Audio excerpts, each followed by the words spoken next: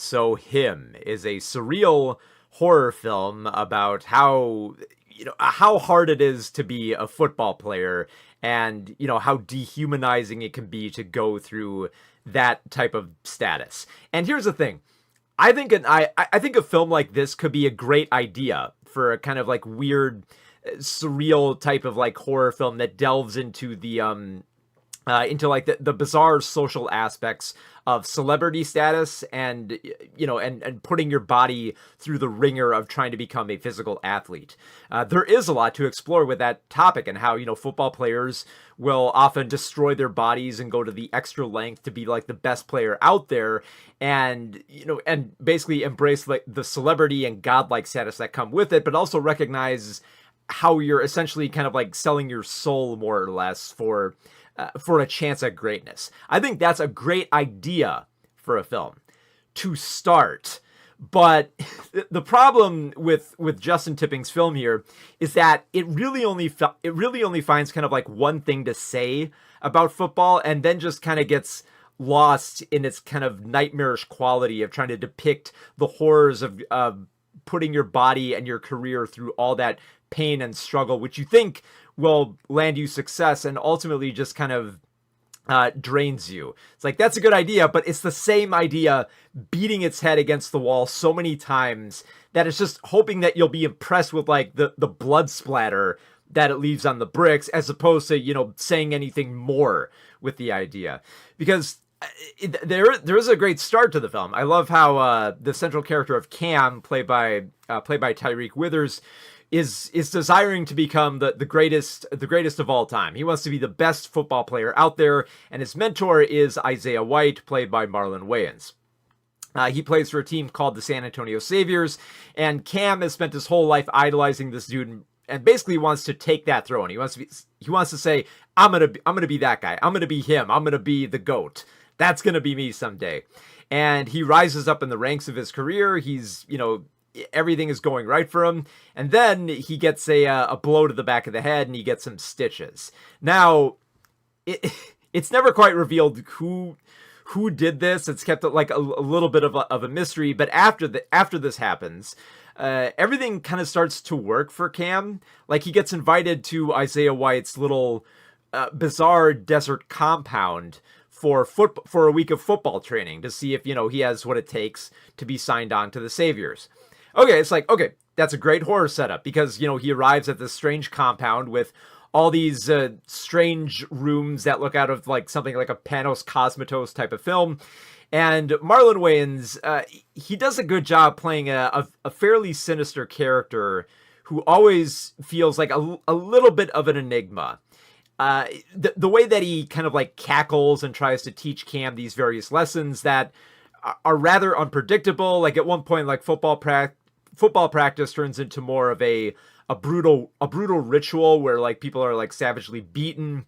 And you've probably seen this in the trailers. It's a little bit of this has been revealed, but not much more is divulged besides that.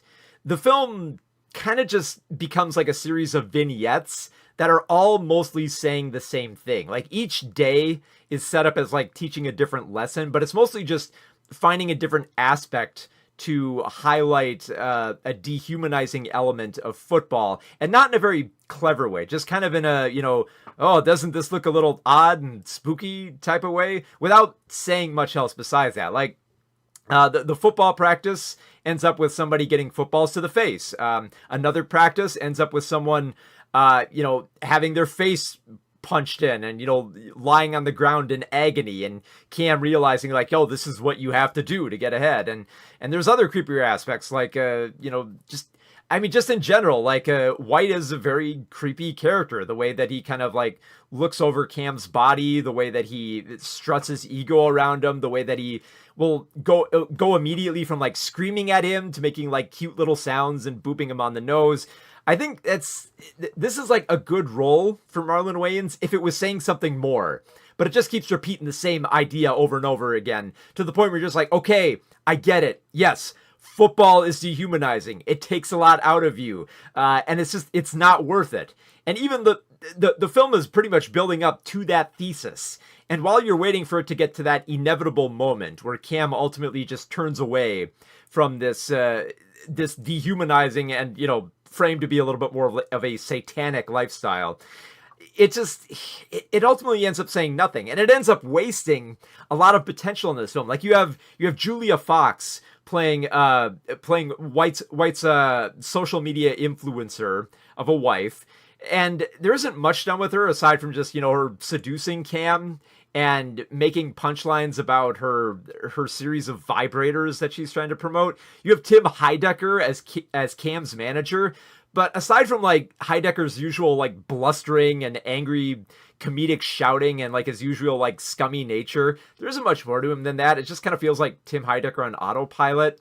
And even Jim Jeffries, who you think would be probably the most interesting character here as Marco, who is Isaiah's personal doctor, you would think that because he more or less tries to warn Cam about this lifestyle, but he doesn't really do much with it. It's mostly just kind of like little clues here and there, such as writing "get out" on one of the syringes and literally saying "run" in between one of the ceremonies that they go through with, grooming Cam as a football player. It's just saying the same thing over and over again, and it just becomes a mess in doing this. It doesn't really feel like the vignettes are building anything. It just feels like all these exercises in nightmarish sports-themed horror to highlight all these weird aspects, and then just not building anything. Like there are clearly exercises and great set design here, and creepy tones, but there's never any momentum to this film. It's not building up any like social commentary muscle in between any of this. It's just saying the same thing over and over and over, that by the time you get to the big finale here, which is definitely like the big set piece they were promoting, Cam's signing of the contract is on this football field with a bunch of weirdos dressed in pig masks and a pentagram in the center and faceless cheerleaders, and there's a weird ritual. It's like, okay, yeah, I get it.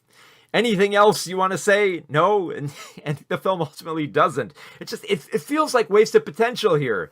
It feels like they built up all these great sets. It becomes like such an abstraction with everything that it tries to stage here. Like, it clearly wants to be stylish with wanting to say something about the dehumanizing aspects of football.